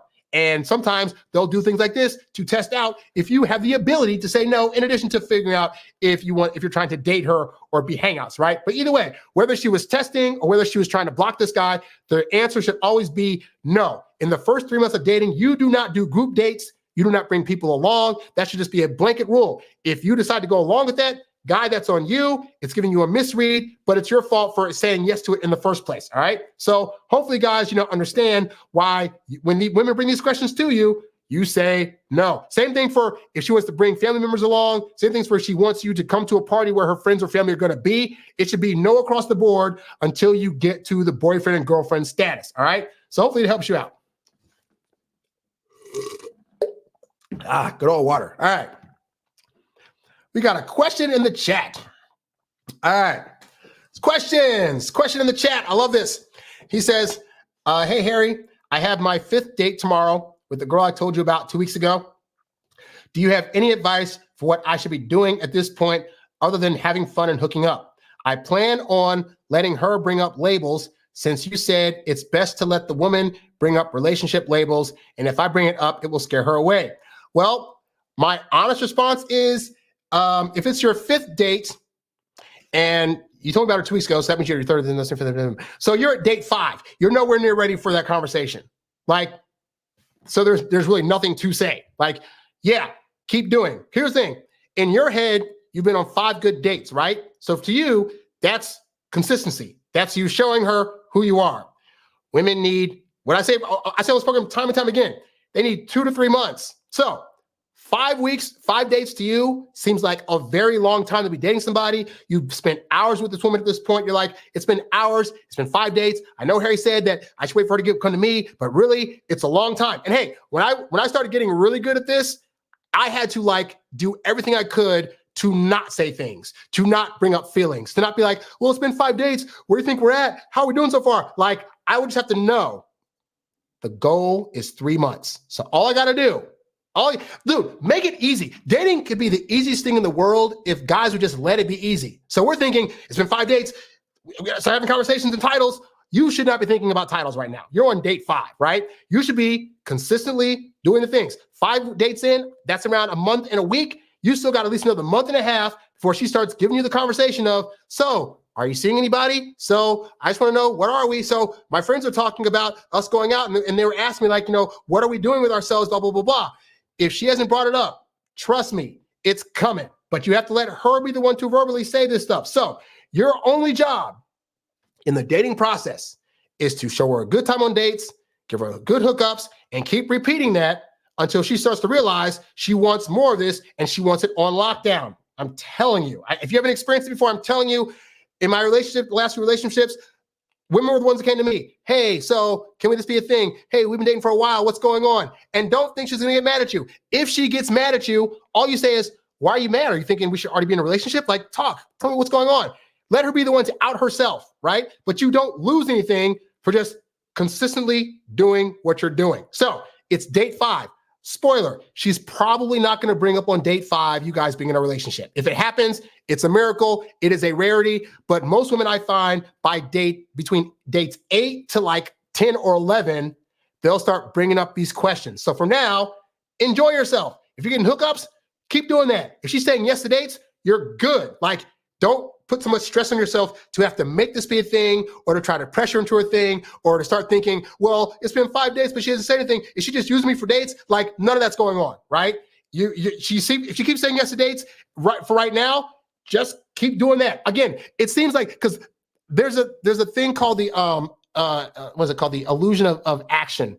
I think Corey Wayne talks about it, but like the illusion of action. Basically, guys feel like they have to keep doing to make things happen, because we are born to be doers. We're born to keep moving along at a pace. And even when things are slowed down, it's like, no, I got to find something else to do. But that's an illusion. The reality is you make the right moves at the right time, and the rest of the time you sit back. Let women come to you. If they're chasing you, they can't be replacing you. So if this girl is seemingly saying yes to dates and is constantly going out with you and having a good time, then boom, just lay back and enjoy it. Like, if you find she's reaching out to text you more, boom, that's what you're supposed to be doing. Like, everything you're doing right now is the right thing. But I get it. If you've had a history of doing the wrong thing, when you start doing the right thing, it's going to feel like the wrong thing, because even though it's working, it's not what you're used to doing. And so you have to get into the headspace of like, okay, I'm not used to having up to 5 dates with a girl. I'm not used to like things going this well. I'm usually used to like, I'm in the habit of like starting to speak about my feelings right now, even though it doesn't work out in the long run because I'm speaking my feelings, but I'm used to do it. So you have a lot of bad habits that feel like they're the right thing to do, even though they get you the wrong results. So now you're getting the right results by doing the right things, and it's going to feel wrong initially. But I assure you, hopefully you won't have to date more women after this. Hopefully this one works out. But like, as you do this more and more, you'll find this becomes less of a thing, to where like when you do the right thing, it'll feel like the right thing, and you won't question it, and you won't worry about, oh my God, but what if, and I need to, and I'm sure like you're on the right path. That's what I'm saying. So just keep doing what you're doing, and then get back to me in like a month and let me know where you're at with her and what she said. But I'm telling you, if you start thinking, don't let your brain trick you into thinking, well, it's been 5 dates, I should be in the clear, she's different from other girls, so I'll just tell her my feelings, or I'll just tell her I like her. That even if you're 5 dates in, she is not yet at the interest level that you need her to be at to have fully solidified feelings. All right. This is like, if your dating life was like an oven, right? You're baking a cake. You're at like, the cake takes 25 minutes, right? You're at the 18-minute mark. Like, it's almost there, but if you pull it out right now, the cake's gonna go flat. So let it get to 25 minutes. So hopefully this helps you out. Yes, I wish you luck. Okay. Let's see. Someone said, you just answered my question about asking her out and letting her know it's a date, not as friends. I had asked this question a while back, but figured I rephrased the question. Thanks, coach. Yeah, man. Like, and again, you know what's funny? When I was in college, like, I was just really about this whole, like, okay, it's this conundrum of, okay, I want the girl to like me enough to go on a date with me, but how much does she have to know that I like her to make that happen? And then I kind of find out, wait a minute, like, women don't have to know that I have a full like for them in order to say yes to dates. Like, and I started, because I was in college, I'd be like going around like, hey, I'm trying to get a practice date in, so you want to go out? Oh, sure, no problem. I did it like 2 or 3 times, and it worked every single time. These girls didn't go on a date with me thinking I had this huge interest. They thought I just had enough of an interest to see what they were about. And then lo and behold, some of those girls like me back. But I learned from that, it's like, oh, dating, when you ask for a date, subconsciously, what she's hearing is, if you ask in the right way, is, hey, you're kind of interesting, but I don't know for sure. I want to inquire further. And that's why women will say yes to dates when it doesn't feel like there's all this feeling behind it. Versus you've been crushing on her from afar for 2 months. Now it's like, hey, so I just want you to know that I really like you and I care about you and I want to go on a date. You've come to her saying, basically, I already love you. Please love me back. And she has gone from not knowing you liked her at all to now she needs to have feelings for you right away, which is why they'll say, I'm not at the same level he's at, so I should just bounce. So yeah, you don't go in with the idea of like thinking, if I don't call it a date, then I can trick her into going out with me. Then I'll suddenly say, surprise, chick, it's actually a date the whole time. No, you go in better when saying it's a date because women won't feel like you're lying to them versus try to go the hangout friend route. And then it's like, hey, so these are actually dates. Now you've lied to her for like the whole time you were hanging out with her, you know? And so it's better for women to know early on which way and which direction you're trying to take this. Are you trying to go towards a relationship? And towards a relationship is different than asking for a relationship. You asking her on a date is saying, I want to see if this could potentially go towards a relationship. It's not saying we're in a relationship if you say yes now, you know? And I think that's where guys get tripped up. We think asking for dates equals to I'm telling her I like her and that I want her and that I need her. But you should really go into this girl's like, I don't know enough about you to really make you my girlfriend yet. Like, but the date is saying you're pretty and you're cute, which girls like, but on a way you're saying where it's not so direct, you know? It's like, hey, you're kind of cute. Let's take you out. Like, that's not saying I overtly love you. It's saying you're hot enough to take for a meal. And then hopefully on that meal, you'll give me a reason to want to continue doing this. So that way she's proving herself to you while you're at the same time trying to prove yourself to her. You know, that's where it becomes even keel. Guys think we got to do all the proving and all the things. And it's totally we're the only ones that have something to prove on these dates. Like, no, women need to feel like they need to bring their A game also, you know, but you don't get that if you're trying to ask for hangouts. If you ask for hangouts, you're saying, hey, show up in sweatpants and have a good time. Versus the date, it's a different, when you say date versus hangout, the woman gets a whole different perspective of what she needs to do on this date. Like, hangout is, so just jeans and a shirt, right? Date is, wait a minute, so shoes and hair and makeup and new outfit and oh my God, I got to impress this guy. And that puts you into the conscious, subconscious part of like, if I'm doing all this to impress him, it means that I must on some level think that he's attractive enough to want to do this stuff for, which is already a great place to start. So starting out saying it's a date is far better than doing the opposite. So hopefully you guys, it helps you out. All right. So let's see, hold on a second here. So on to the next part of the show. Let's see here. What else I got here?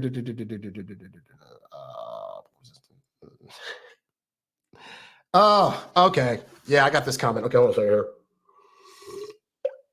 So, as you guys know, my most popular video is my 5 ways to pass or pull away test video, you know?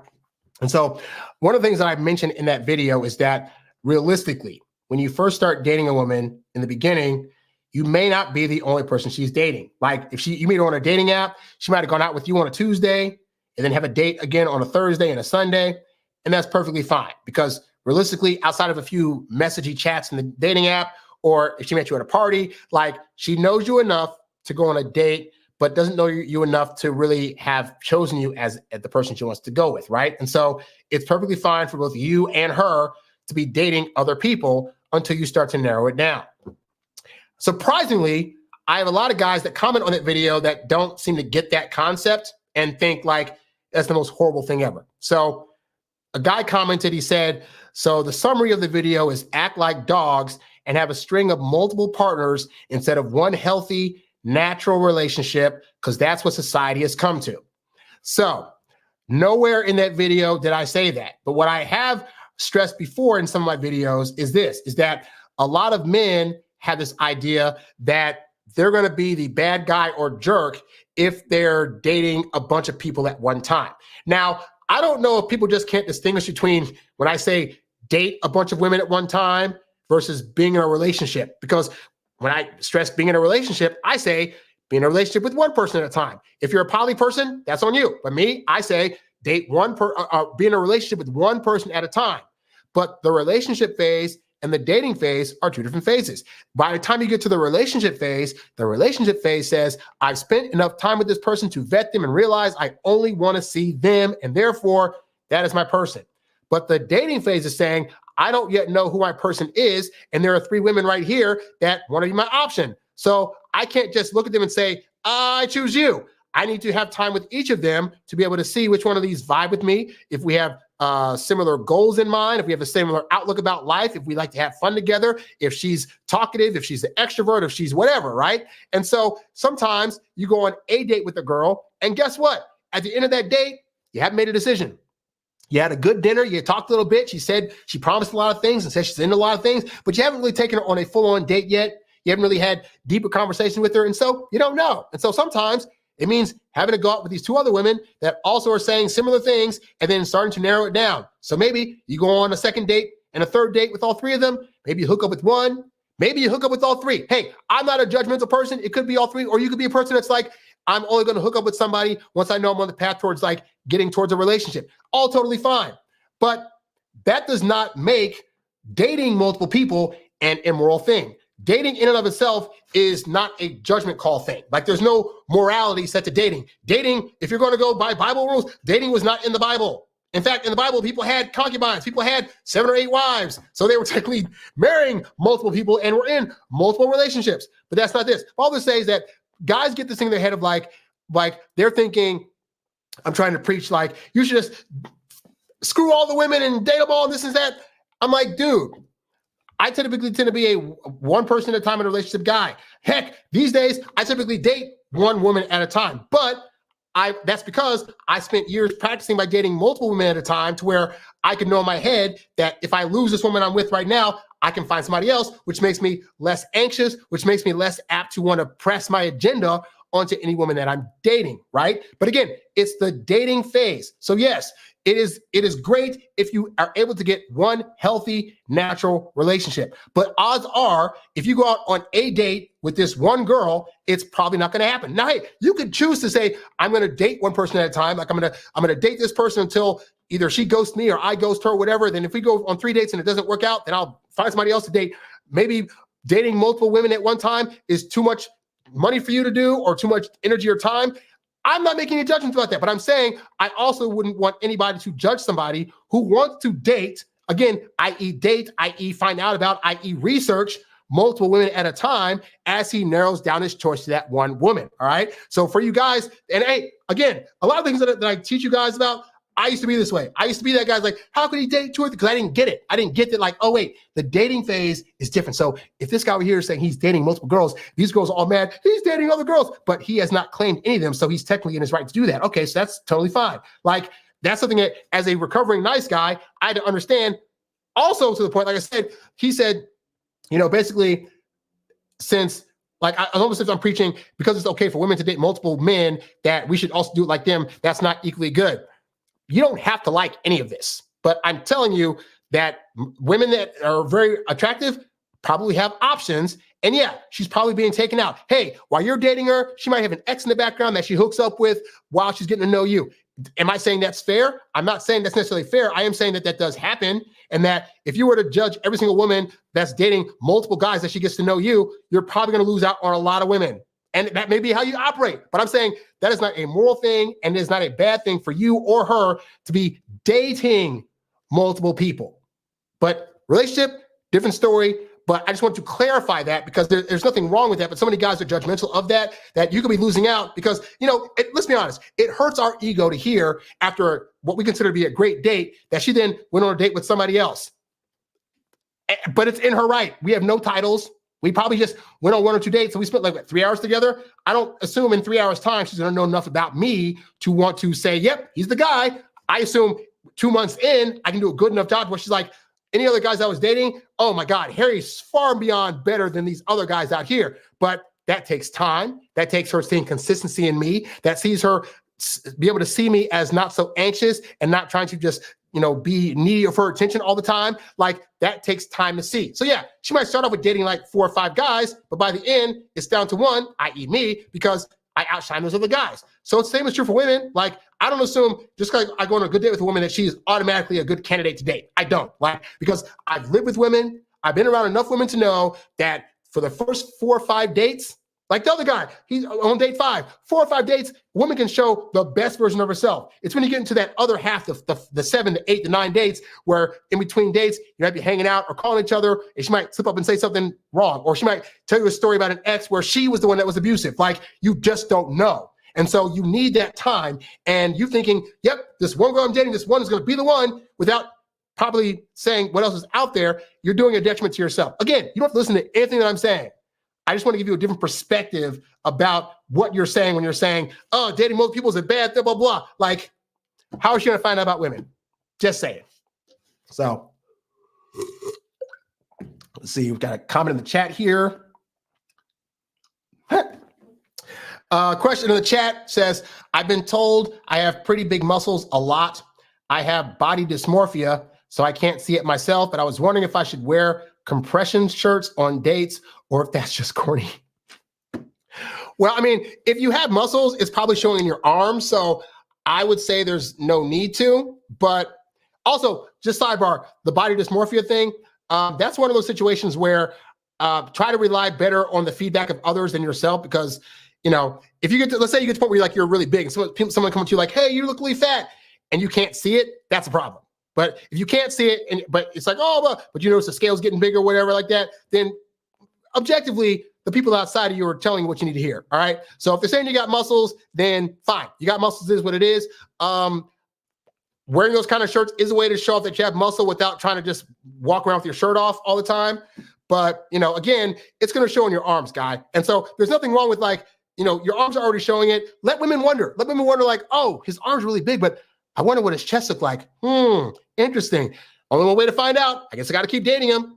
So, you know, but those kind of things, like, in the grand scheme of things, it's not gonna be the biggest deal in the world because you're already probably kind of showing muscle anyway. So it's at your discretion ultimately, you know?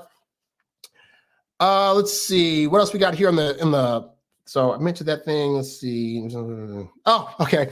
So I saw this question on Reddit, and as an introvert, I thought it was important to answer this question because, you know, being an introvert, the hardest thing is not wanting to leave my apartment.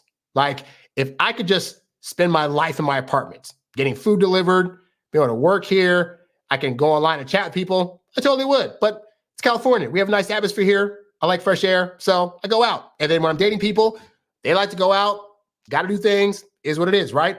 And so because of that, I understand when men are like, I stay at home and I don't want to go out, but then how do I meet somebody? And so this person on Reddit had an interesting situation. So he said, can a person be too much of a homebody to get a girlfriend? He says, I'm 36, never had a girlfriend before. At 36, that's a problem. I currently do not have any friends.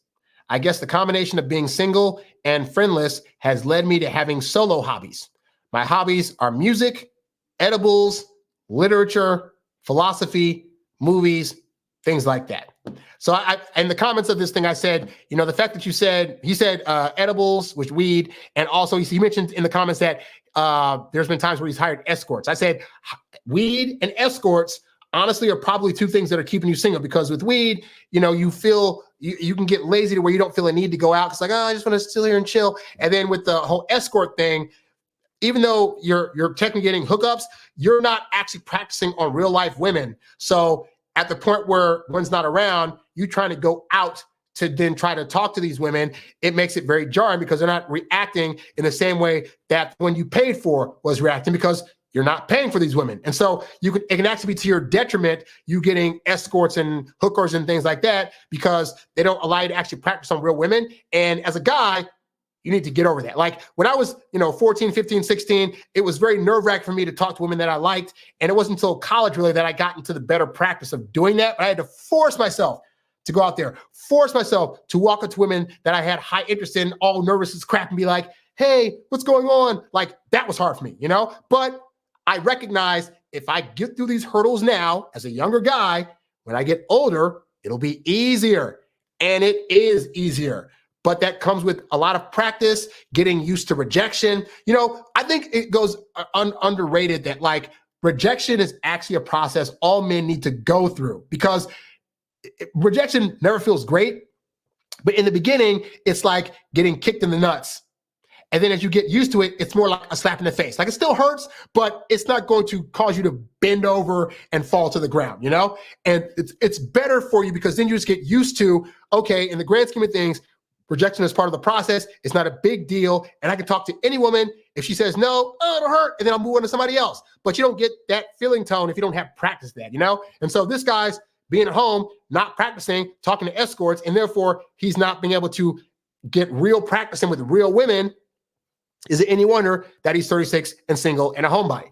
So then he says, I, of course, do all these things at home and alone. I am mostly a happy person, so it is not like I need a girlfriend or I am forever miserable or anything like that. But you're mentioning it in a Reddit form. So on some level, subconsciously, it bugs you that stuff's not happening. Otherwise, you would have said in the beginning, I'm 36, never had a girlfriend, and I feel great. He didn't say that. So then he says, if you were curious how I plan on meeting anyone to date, well, I am on several dating sites. No luck yet, but I'm still trying. I have not been on a date in about 6 years, so he's not trying very hard. Back then, my hobbies were not so settled. So he says, I guess I'm worried that even if I get a date, I will seem super boring and too much of a homebody for her. I would love to get some opinions on this issue. So here's the thing, right? Because I've heard introverts say time and time again, like, oh, I just want to date somebody that can also stay home with me. Like, I want somebody that's going to also be a homebody. We can do things at home together, blah, blah, blah, blah, right? And so I will say this, as a man who has been in relationships, realistically, the majority of them are actually going to turn into both of you guys being homebodies. Like, she's working, you're working. At the end of the day, you just want to be able to go home to a person, cook a meal, talk, hook up with them, and repeat. And as long as that stuff's going generally pretty good, then it's all gravy. So it is very possible to meet a woman to become a homebody with. But in order to get to that stage of the relationship, you got to go out.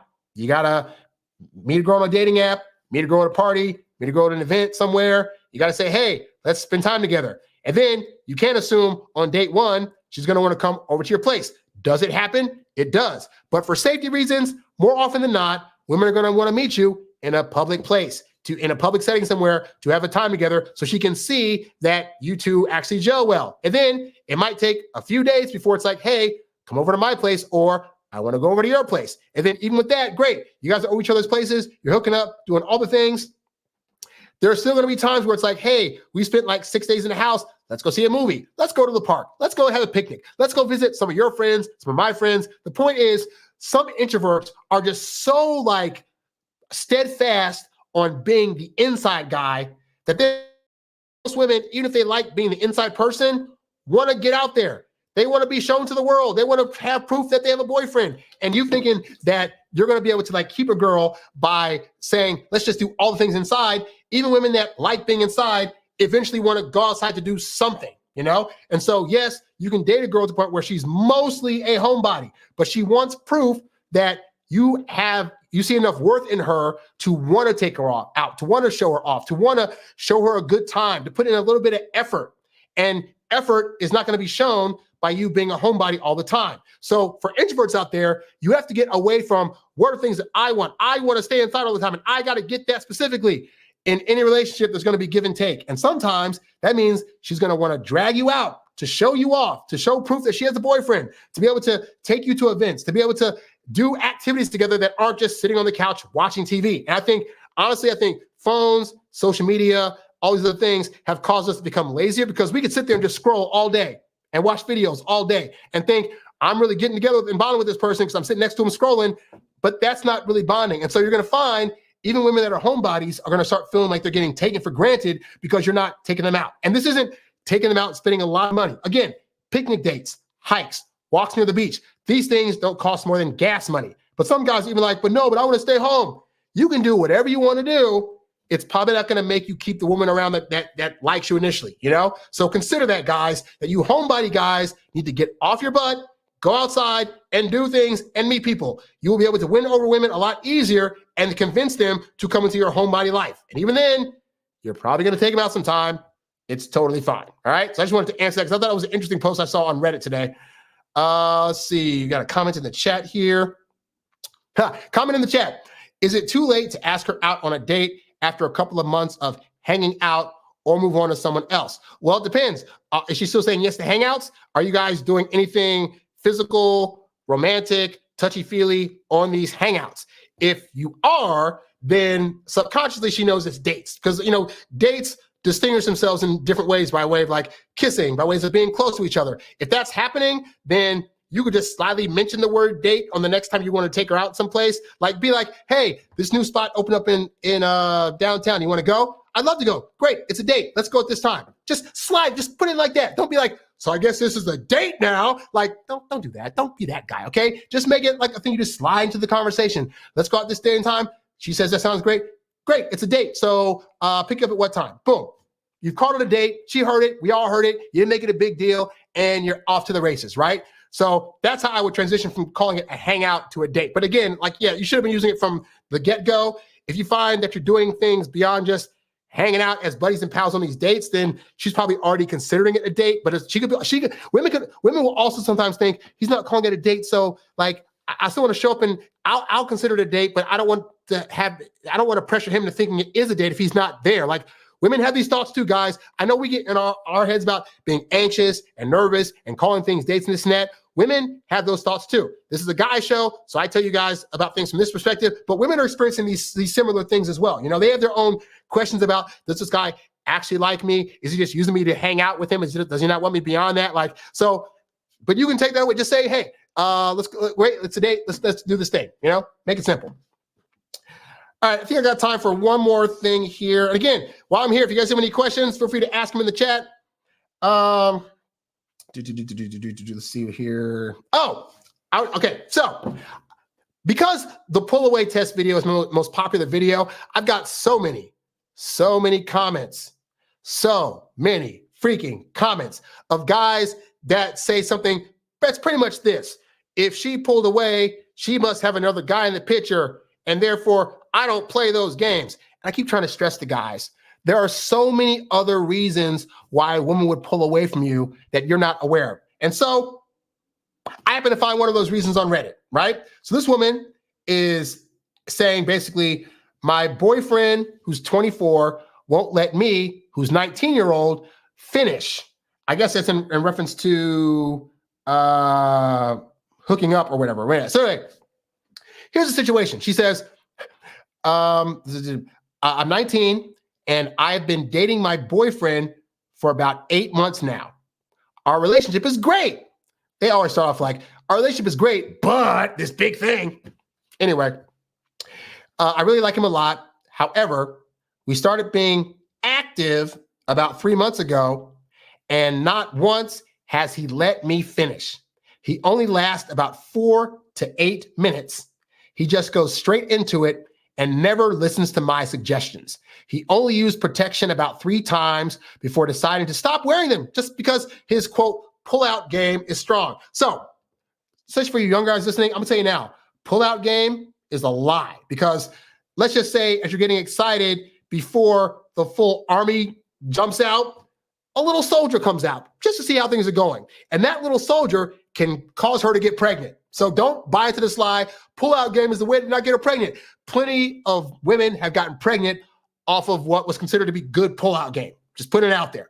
So anyway, so he says it's not, he said his pull-out game is strong, and she says it's not. And I've been very vocal about not wanting kids anytime soon. Again, she's 19 and wanting to be married when I have kids. But it seems to me like he doesn't care about what I want.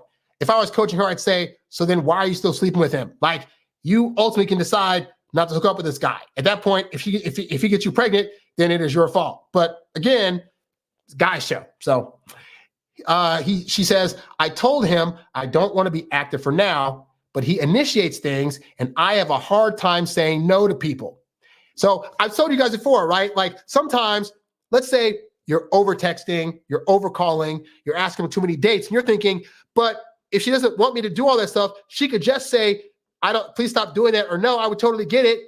But in most women's experiences, when they try to say those things, guys push back or say, how dare you think that, or you're just playing games, this and that. So they'll sometimes go along with something just because they don't want to hurt your feelings, even though they don't want to do that. And so they'll start pulling away in part because it's like, I don't know how to say no to this guy, I can't verbally say no to him without having an argument or seeing his face get sad. So I'm just going to back off. So what does this girl say? She says she has a hard time saying no. As of right now, I've just been distancing myself, less interested in him, less attracted to him, and I've been more curious about other guys recently. I genuinely don't know what to do anymore. What should I do about this right now? Should I just end it? Is there any advice? So I can't help her with her stuff, but I'm reading this to you because what you say here, because he's not listening, because his pullout game is bad, and because he's not doing what? He's not listening to her and hearing what her needs are and empathizing with them. And instead he's being selfish about what he wants and what his pleasure is. And darn what she gets, I get my 4 minutes and I'm out of here. That is now causing her to, ironically, to pull away, right? Like, because of what he's doing, he's not listening. He's not understanding where she's at with this stuff. Then she's pulling away. And if you were to ask this guy what's going on, she's just playing games. She doesn't like me. She doesn't understand me. She probably has other guys in the background. Well, no, like a woman doesn't have to have other guys in the background to want to pull away from you. If you're not listening to her, if you're having sex in a way that she doesn't want you to have sex with her, like that can cause her to lose interest, to be less attracted, to not want to be around you. And again, because like she said, she has a hard time saying no. This is most women. Most women have a hard time saying no. So even if you're thinking, well, if I just logically tell her, she can just say no, this is that, but you don't know her experience of having done that in the past to where she comes to you and you're saying the same thing that the 9 other guys she dated before you said. Oh, if you just don't want to do a thing, just say no. Oh, I just do whatever. Like, so you're not going to get the benefit of her thinking, well, I can just say no to him. He'll be fine. No, what's going to happen is you are going to get pulled away from. So you as the guy, this is why it behooves you as the guy to study up on what things make women feel heard, what makes women feel like you really get them, and what things are going to cause them to pull away, even if they currently have no other options in the background, all right? So this is just to show you guys again, when women are pulling away from you, sometimes it's not always about she has somebody else or Chad Thunderstroke is coming through and hitting her up.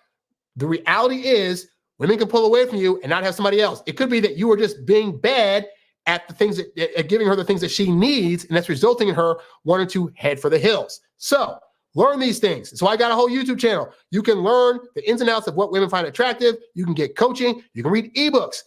You can check out webinars like the one I have on 3 nice guy dating patterns that cause women to head for the hills. The point is there are things out there that you can learn about women that are readily available. If you choose not to do that, you can't get mad later when she pulls away and you're like, oh, I don't understand. You chose not to understand.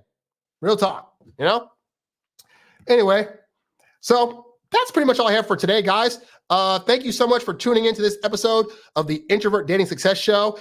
Feel free to give this video a like, subscribe to this channel, turn on the notifications bell so you'll be notified. I do these shows now every Tuesday at 5 p.m. And I'm also starting to do live streams every Saturday now. Saturdays at 9 a.m. Pacific Standard Time. Join me on those shows. I'm trying to do the Saturday shows where I basically review like either articles or videos that I come across in the course of the week. So, but either way, I'll still be answering your guys' questions during those shows as well. So again, Tuesdays at 5 p.m. and Saturdays at 9 a.m. Pacific Standard Time. Join me for these live shows. In the meantime, like I said, if you guys need help with anything, go to introvertdatingsuccess.com. Check out my eBooks, audiobooks, and various programs, all designed to help you date as your introverted self while still getting your precious alone time. Thanks for watching, and I'll catch you guys on the next one. I'm out. Peace. You's a bad boy, but you can't stop, won't stop. You a high-earning, high-value, high-class man. You a high-earning, high-value, high-class man. You a high-earning, high-value, high-class man. You a high-class man. You a high-class man. You a high-earning, high-value, high-class man.